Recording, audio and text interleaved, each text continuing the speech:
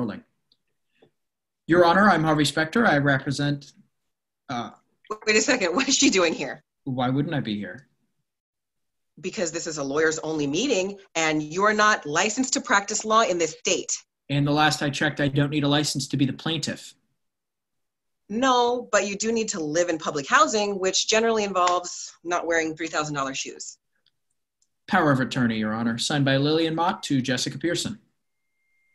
What the hell is this? It's a legal way to keep my client in this room, which you obviously would like to stop. I would, and you shouldn't be here either. You want to come after my credentials to practice here? Go right ahead. But it's a dead end because my shit is locked down. Your Honor, I don't care what this thing says. She's suing this Mott person as a straw man, using this Mott person as a straw man. This project's been in the works for 3 years, and they're stepping in at the last minute to get publicity because that's what she does. We're stepping in because the wrecking ball's about to fly and you're not living up to your end of the bargain. If you're referring to the percentage of low-income housing, some minor adjustments had to be made because... Minor? You stood in front of City Council and you gave your word that 35% of this development would be reserved for public housing. I'm aware of what the initial percent... Then you're also aware that the latest plans show 5% are going there. And to hell with everyone else. Where did you get those? That's not part of public record. And neither is the fact that a shady developer who happens to be the mayor's biggest contributor is ripping off the poor to line his own pockets, and you're helping him. How dare you say that to me? I don't represent Pat McGann. I represent the city I've lived in my whole life. All you care about is making a name for yourself and using some poor woman. Okay, that's enough. You know, the architecture here is stunning. If I worked in this building, I'd be in a much better mood than you seem to be in most of the time.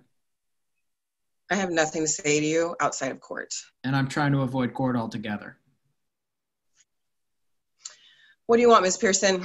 I want to sit down with the mayor. Well, that's not going to happen.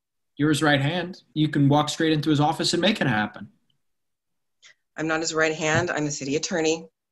And I don't have time to arrange courtesy meetings for people who go after civil servants. Look, I know there's bad blood from the 13th precinct situation. All I'm looking for is some sort of accommodation. What makes you think I have the power to do that? All I do is represent this city's interests without passion or prejudice. And which one was it without when you came after my license? Passion or prejudice? That's right. I know it was you. I have no idea what you're talking about.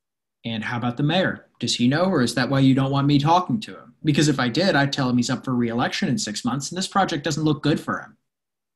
I didn't know you knew so much about local politics. I don't. I know people.